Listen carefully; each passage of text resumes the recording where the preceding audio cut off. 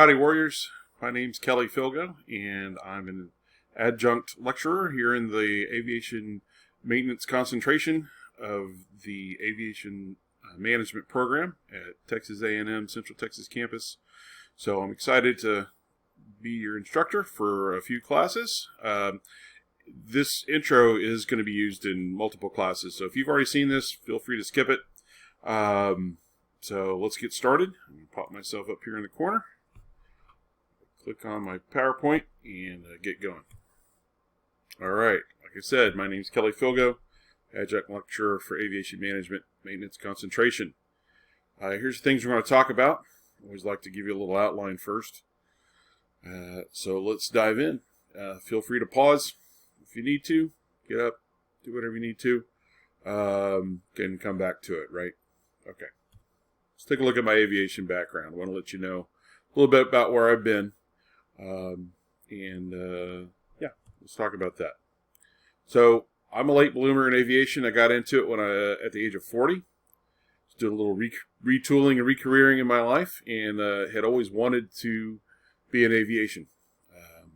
I had decided to go into mission aviation.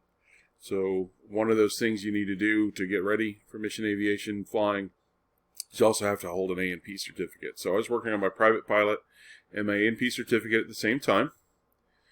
Earned that the A&P certs in 2009 at Texas State Technical College in Waco. I earned my private pilot at the same time from an organization called Wings for Christ that does mission pilot training. Now, while I was in the program at TSTC, I was old man on campus, right? I was about 15, 20 years older than most of the other students. And I realized pretty quickly that there's a field of a type of mission work, and that's helping people, sort of young people, get their lives together and figure out what they want to do and get some agency in their adult lives. And one of the ways to do that is to help them get jobs. So while I was in school, I decided that this is really where I want to be.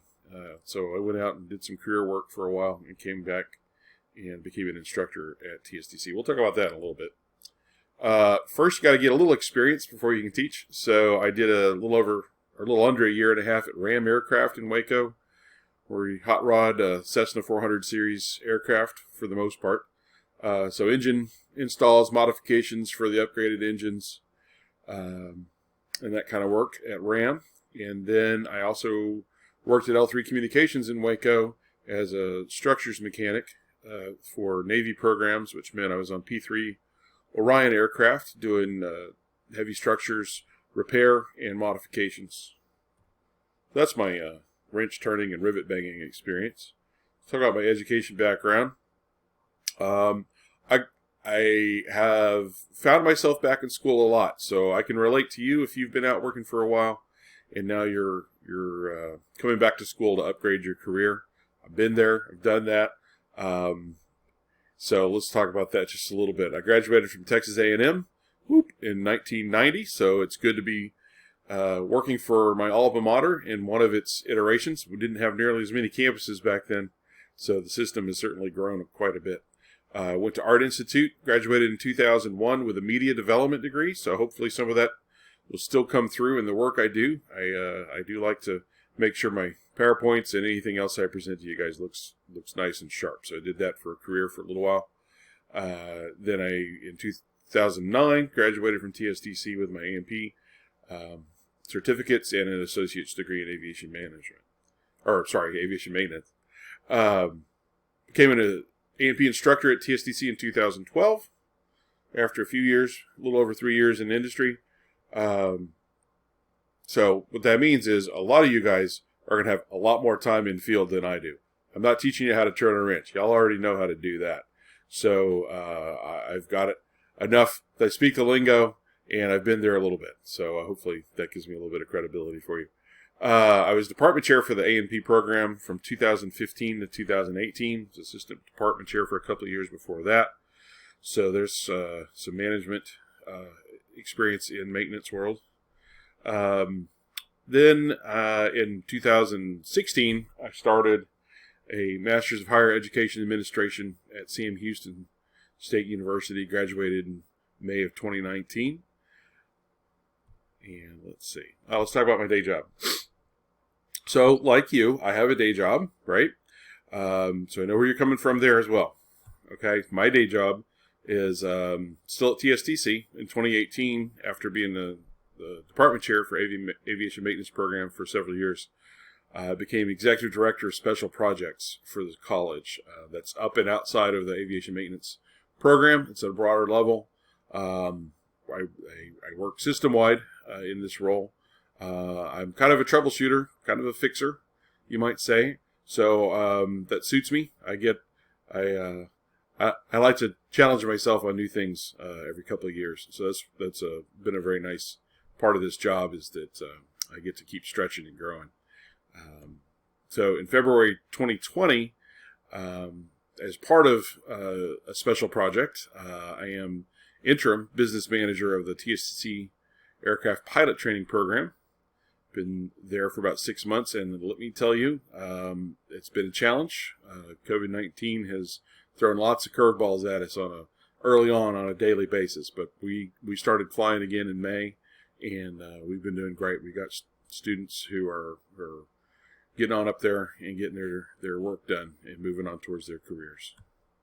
So in June of 2020, the school asked me to handle the regulatory aspect of airport management at Charlie November Whiskey, otherwise known as TSCC Waco Airport. That doesn't take up too much of my time, but it is another responsibility on my plate and another management experience that I'm having. Let's talk about my night job. That's this right here. In spring of 2020, I developed 4 classes for the new maintenance concentration. That's maintenance department, personnel, and team leadership, managing maintenance organizations and people, technical and professional communications for aviation, and aviation maintenance management, the global perspective. We'll get into exactly what that means in each of those individual classes. Just so you know, those are the classes I've developed, and starting this semester, I will be delivering those courses for the new program. Okay, so even though this is my night job, I want you to know you've got my full attention. Okay, I treat this just as seriously as my day job, just as I would expect all of you guys to treat this just as seriously as you do your day job as well. Okay, your education and growth are very important to me. One of the things that surprised me most when I went back to school for my master's degree was that I learned a lot more than I thought I was going to. I thought I was coming in to learn how to make budgets and that sort of thing. There was a whole lot more to it, and I want you guys to have the same experience. Okay. Talk a little bit about personal stuff, just so you know a little bit about me. I live in Waco, Texas. I was born here in 1967. Spent most of my life living in Waco. About 16 years I lived in Denver, Colorado, which I absolutely loved. I don't miss how huge a city it has become, so I'm much more attuned to medium-sized town life, so I like Waco. I'm married with 2 kids, young ones, and I have 2 other kids from my first marriage, one of whom is an adult and on his way. The other one is in high school and about to get there. So 4 kids altogether, ranging in age from 6 to 23 years old. So, yeah, exactly. All right, I read for fun. That's maybe rare these days, and that's too bad. It's a great pastime. It's a great escape. I love a good book. All right, I'm also a nerd, a proud nerd. I will let my nerd flag fly often. I participate in a Star Wars themed role-playing game that meets twice a month. I print and paint miniatures. I board game, movies, sci-fi, all that stuff. So I love it, and it makes me happy. So that's what I do. All right. Also, I love to build things. I'm sitting right now in a room above our garage in the back building. Our house is over 100 years old. There's always a project going on. So you may see this room change a little bit over time, where I'll be doing my lectures from. Anyway, there's always about 20 house projects going on at once around here. Also currently have my front porch ripped up and I'm rebuilding it, from the joists up. So, never a dull moment, and it's a good way to spend time. All right. Let's talk, shift gears a little bit. I want to talk about how you're going to succeed in my classes, okay? I think this probably holds true for most of your classes, but that's between you and your other instructors. So in my classes, you got to read the syllabus, right? It is your roadmap. It's your manual, right? We're all maintenance, aviation maintenance folks, so we're not strangers to the manual. Same goes for the syllabus, okay? And really, read the syllabus. The rubrics, especially, if you're not familiar with that term, a rubric is a definition of how to earn a grade. So in this class, you can pick your grade. If you're okay making C's, you can do the math. You can go up into the rubric and you say, all right, what's enough to get by? Now, your opinion of meeting that rubric and mine hopefully will match, and you'll get the grade you chose. We'll learn pretty quickly how I grade and my expectations for you guys. So I don't recommend cutting it close. You're here to learn. You're here to get a good education, and you're paying for it, or you're paying for it with VA funds, which you earned. So it may as well be cash.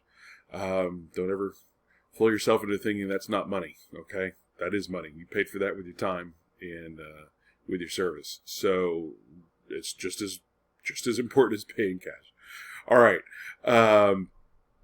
So yeah, check those rubrics. If you want to make an A, you do the math. You'll see how to make an A. I hope that's your goal. Communicate with me, right? I'm here to help. That is the biggest part of a 100% online program, is the communication. You'll find that my lectures do not go on forever, okay? I will touch on the things I need you to dive into. The projects will help us explore those things, and then I expect you to reach out to me with questions, okay? But just like if you're at work and you go to your boss and you say, hey, there's a problem, and they say, well, what's the manual say, or what do the drawings say? And you go, I don't know. What do you think happens? Right? It's not good. Now, I'm not going to be mean with you like some bosses might be. We're going to talk a lot about that in the leadership classes. But I do have an expectation that you have checked the manual before you come to me with a question. I am absolutely 100% happy to guide you through that, but you got to do that part first for me, okay? All right. This holds true especially in the leadership classes. You may have very different opinions from me. We're going to study some airlines in one of the classes, holding them up as an example of how to one way to do personnel management. You may 100% disagree with me, and guess what? That's fine. Do not fear. That doesn't mean that you're going to do poorly in the class. What you have to do, though, is you have to back up what you say. It cannot just be based on your opinion or the opinion of a friend of yours. When you challenge me, when you challenge the idea, you're not challenging me. You're challenging the information I'm bringing to you. I hope you do it. I look forward to you doing it, because it's going to help both of us. You can challenge me and I can learn, right? Never stop learning. And also, you're going to learn how to present your idea in a way that's going to be much more effective. That's my goal for most of these, or all of these classes, is that, and one of the areas that I want you to grow in is being able to articulate and present your idea in such a way that you really get your point across. Okay, so we're going to do that. I don't quite guarantee, but I bet you lunch that at some point you and I are going to have a disagreement about a topic, and I look forward to that day, and I look forward to helping you do a better job of presenting that disagreement. Okay, that's where we learn. All right, stay ahead of the airplane. Pilot term, so we're maintenance folks, but I also hold a private pilot's license, so I use this. I'll throw a few pilot-y terms in every now and then. Staying ahead of the airplane means that when you're getting set up for either an elevation change or a power change or a direction change, it doesn't just happen and you're not prepared for it. You know it's coming. You can tell minutes ahead or seconds ahead of when you need to make the adjustment in the change. That's what staying ahead of the airplane means. If you wait until the moment where you need to turn before you start turning, it's too late. You've already missed it, right?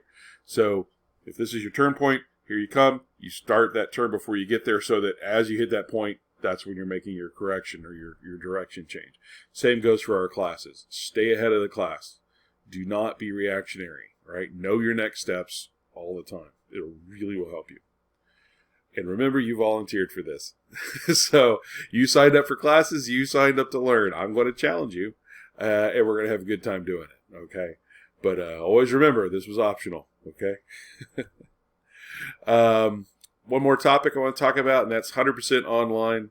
Courses demand 100% of your focus, okay? The semester is going to move faster than you think. There's going to be, every class has either several medium-sized projects or one big project at the end of it. It's never too early to start thinking about those, right? Their basic descriptions are already in the syllabus, which you already have access to.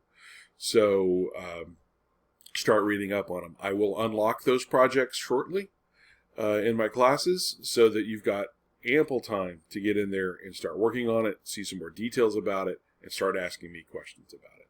Do not put them off to the last minute.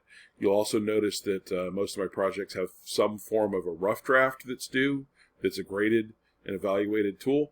That's to make sure you're getting there. And then you've got a couple of weeks usually to polish that thing up. Most of the work should be done before the rough draft is turned in. All right. Let's see what's next. Engage with the assigned material, okay? Like I said, lectures are not going to be exhaustive. This is not like a synchronous or face-to-face class where you come in and you sit down and we have this engaging lecture and we talk back and forth for 2 hours straight.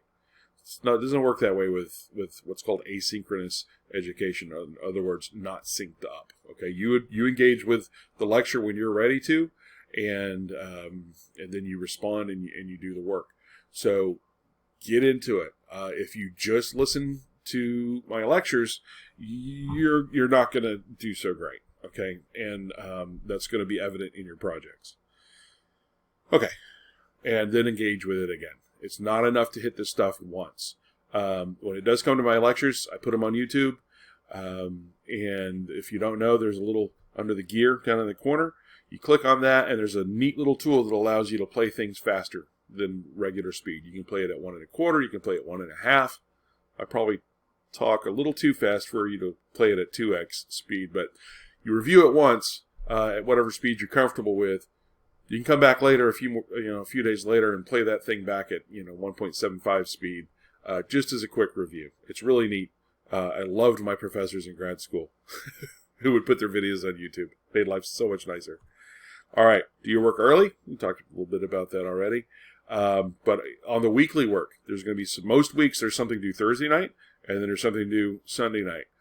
Don't wait until Thursday afternoon to engage with that Thursday night project. Okay, that's asking for, it's just not going to be good.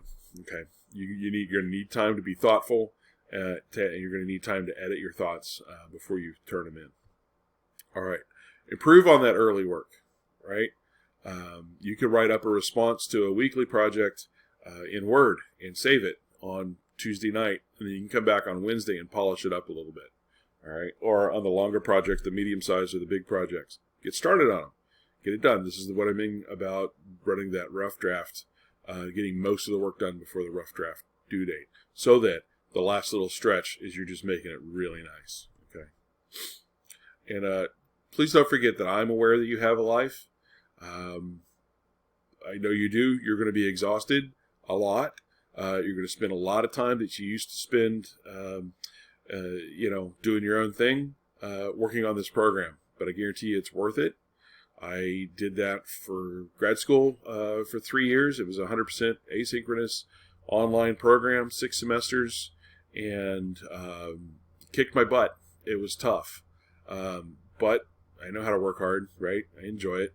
We're all in aviation maintenance. We wouldn't be here if we didn't know how to work hard. So I know it's going to be rough, and one of the keys, again, is communicate with me often and early. If you're having trouble, if you're getting a little behind, don't hold on to that. Ask for help. Let me know, okay? All right, so 2 things to keep in mind. 1, you got this. You can do it. It's going to help your career. You're going to learn things you didn't expect to learn. It's going to stretch and grow you, and that's all good stuff, okay? And I am here to help. I am, that's what I'm getting paid for. It's what you're paying me to do, right? You're not paying me to open up your head and pour information in and shut it, and then you just go about your business, right? You're here for us to engage so that I can guide you through this stuff. And I'm going to help you do that, okay? So I'm really looking forward to whatever class you're about to engage in, and we'll see you when the semester starts. All right.